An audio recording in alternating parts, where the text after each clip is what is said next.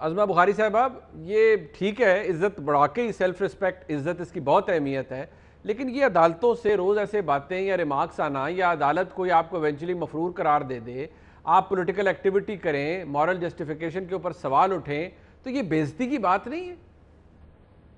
देखिए, मैं थोड़ा-सा मदर साहब को पहले रिस्पॉन्ड कर लूँ। एक तो ये है कि मुशर्रफ कैसे बाहर गया, ये वो खुद अपने जो है ना मुँह से बता चुके हैं कि राहील शरीफ के वो बॉस थे और उसने उनको बाहर निकलवाने में मदद की, और ये एक पूरी लंबी स्टोरी है। सो ये आपको भी मालूम है और हमें भी मालूम है कि वो किस तरह से बाहर भेजे गए, और बाय द वे उनकी अपील जो है उसके ऊपर फैसला आ गया है। हमारी तो अपील का भी फैसला होना है।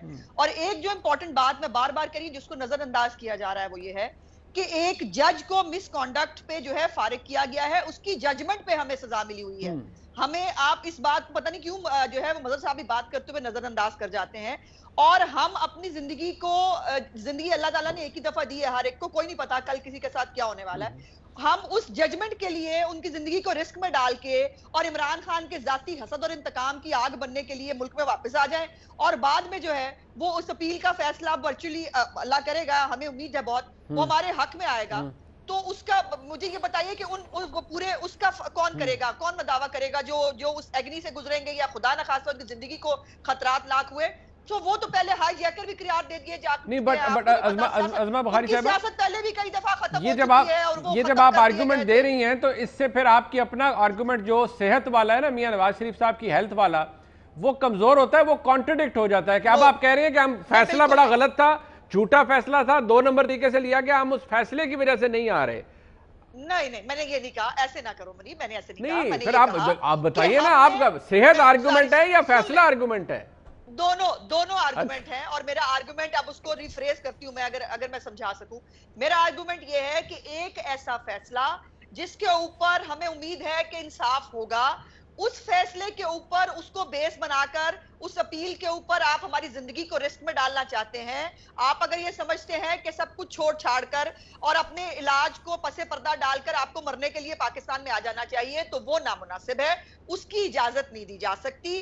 और अपील का फैसला फर्क करा करे, मुशर्रफ की अपील का फैसला हो चुका है, हमारी अपील का फैसला अभी होना है। नवाज शरीफ की एक अपील जो है वो उस पर सस्पेंड हो चुकी है सजा मेरिट्स के ऊपर, और दूसरा ये अपील है जिसके ऊपर अरशद मलिक साहब की वीडियो का इशू है। सो इन दो बातों को जरूर जहन में रखना चाहिए। और जहां तक अल-अज़ीज़िया वाली है, इसके ऊपर तो मेडिकल ग्राउंड्स के ऊपर आपको बेल मिली ना, पहले एक दफा पाकिस्तान के अंदर रहकर मिली, सुप्रीम कोर्ट से मिली लिमिटेड टाइम के लिए, वो खत्म हुई, उसके बाद मियां नवाज शरीफ साहब की हुई, फिर इस्लामाबाद हाई कोर्ट से उन्हें बेल मिली।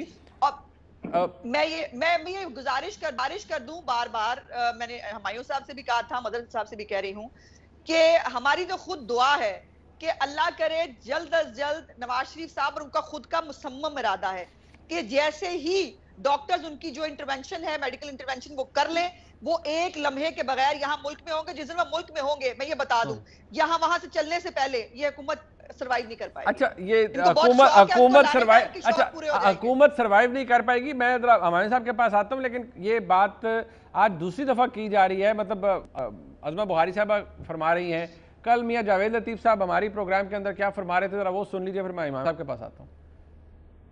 नवाज शरीफ आने वाला है, उसका बोझ उठा लेगी। अच्छा, नवाज शरीफ साहब आने वाले हैं? नवाज शरीफ आ रहा है। कब आ रहे हैं? ये इनको पता चलेगा कि जब पाकिस्तानी कौम बाहर निकलेगी, ये गिरफ्तारियां करते जाएंगे, नवाज शरीफ लीड करने के लिए आएगा, यानी कि ये गिरफ्तारियां कर लें। यानी कि नवाज शरीफ साहब, जब आप समझेंगे कि मुस्लिम लीग की लीडरशिप को गिरफ्तार कर लिया गया है, अपोजिशन की लीडरशिप को गिरफ्तार कर लें, नवाज शरीफ लीड करने के लिए आएगा।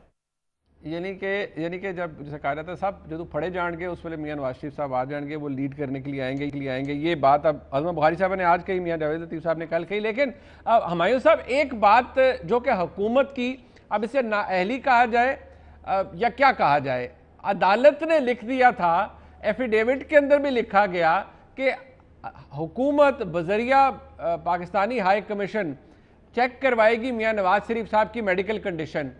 तो क्या अच्छा होता आप 3-4 जगह अपॉइंटमेंट्स ले लेते और इनको बुला लेते और पता चल जाता whether he is fit to fly back home और नॉट। ये वक्त गुजर गया, 10 महीने भी गुजर गए, आज आप कहते हैं झूठे हैं जी, धोखा दे गए, फलान हो गया, 2 नंबरी कर गए। जो गोल्डन अपॉर्चुनिटी थी उसको पॉलिटिकली भी, कानूनी तौर पे भी बहुत बुरा मिस हैंडल किया इस हुकूमत ने, ये रियलाइजेशन तो होती होगी अब। मेरा नहीं ख्याल कि हम इसको इस तरह देखते हैं। मैंने इस प्रोग्राम के शुरू में कहा, पहले सेगमेंट में कहा कि दुनिया का कोई अस्पताल या डॉक्टर या लेबोरेटरी पेशेंट की इजाजत के बगैर उसका मेडिकल डाटा रिलीज नहीं करती। हाई कमीशन ऑफ पाकिस्तान ने ये कहा है कि हमारी सरतोड़ कोशिश है कि शरीफ खानदान उनको मेडिकल रिकॉर्ड्स और ट्रीटमेंट क्या हो रही है मुहैया करे। High commission of Pakistan direct किसी उनके मॉलेज या अस्पताल या लेबोरेटरी से ये इंफॉर्मेशन नहीं दे सकती। तो ये बात तो आप क्लियर कर लें। बाकी देखिए, आपने एपीसी की बात की। एक तो पिछले साल की एपीसी आपके सामने, मैं उस तफसील में नहीं जाना चाहता। सब ने बहुत ही तकरीरें की और मौलाना साहब इस्लामाबाद पहुंच के बिल्कुल अकेले रह गए। लोग अगर निकले तो उनके अपने मदरसों के लड़के और उनके जो पार्टी के मेंबरान है वो निकले। अभी जो पहली एहतजाजी मूवमेंट क्या कर रही है पीडीएम जी, क्योंकि शहबाज शरीफ साहब गिरफ्तार हो गए हैं और कर के रही है कोयटा में, क्योंकि कोयटा में सिर्फ जेयूआई के लोग होते हैं, उधर पीपल पार्टी और पीएमएलएन का तो ऐसा लंबा चौड़ा हिसाब नहीं है। ये इससे साबित होता है कि ये एपीसी जो पिछले साल हुई थी और पीडीएम जो अभी है, ये लीडर बचाओ तहरीक है, ये पाकिस्तान बचाओ तहरीक नहीं है। नहीं, अभी पाकिस्तान को बचने की जरूरत है, पाकिस्तान को हम बचा रहे हैं। अच्छा। अल्लाह की मेहरबानी से हमने कोविड जैसी चीज से भी दुनिया में आपका हाल देखा है, हमने जो किया है वो दुनिया तारीफ कर रही है उससे। ये लीडर बचाओ तहरीक है, हमें इससे किसी किस्म का कोई खौफ नहीं। आप पीएमएलएन की हिस्ट्री देख लीजिए। ठीक है जी। आप 85 में चले जाएं, मुझे ये बता दिया जाए कि पीएमएलएन ने आज तक उसके वर्कर ने गलियों में जब वो अपोजिशन में निकाल के कौन सी हुकूमत गिराई? सही है। पहले वो 58-2 था और जो पार्टी अपोजिशन में होती थी वो इस्लामाबाद में कम और पिंडी में ज्यादा टाइम गुजारा करती थी कि खुदा का वास्ता इस हुकूमत को गिराओ ताकि हमें मौका मिले। अच्छा मायूस साहब, और अभी भी यही हाल है कि उनके हर किसी के पूरी कोशिश होती है कि हमारे राब्ते हो जाए। मीटिंग हुई गिलगित बल्तिस्तान का कंसेंसस के लिए, उधर आओ गुजारियां अपनी शुरू हो गई कि हमारे साथ ये बड़ी ज्यादती हो रही है, वो बड़ी ज्यादती हो रही है। और अच्छा, तकरीरें जो हुई 20 सितंबर को आपके सामने है और मोहम्मद जुबैर साहब 2 दफा पैगामात लेके जा रहे हैं। क्या वो सर तो कोई नहीं, ख्वाहिशात तो होती हैं, मतलब इसमें कौन सी हाल बताने जा रहे थे अपनी पार्टी वैसे का। हमारे साहब आपकी हुकूमत के, आपने कहा बहुत आ रही है हुकूमत, प्रायोरिटीज जो हैं वो ठीक है, बिल्कुल होनी चाहिए। मियां नवाज शरीफ को वापस लाएं, काबीना में भी डिस्कस होता है। अभी मैंने 2-3 दिन पहले मुआविन खुसूसी बराए सेहत जनाब डॉक्टर फैसल सुल्तान साहब, बड़े कॉम्पिटेंट डॉक्टर हैं, उन्होंने कहा जी हम माफिया जो थी है वो हमारे सामने खड़ी थी, हमने माफिया के आगे झुके नहीं है, हमने दवाइयां महंगी कर दी। अच्छा, ये जो पढ़ के ना, जो पाकिस्तान का आम आदमी है, जैसे आप बिल्कुल ही वो जो आम आदमी है, वो कहते हैं कि वो कैसी हुकूमत है भाई, माफिया के आगे हम झुके नहीं है, हमने दवाइयां महंगी कर दी हैं।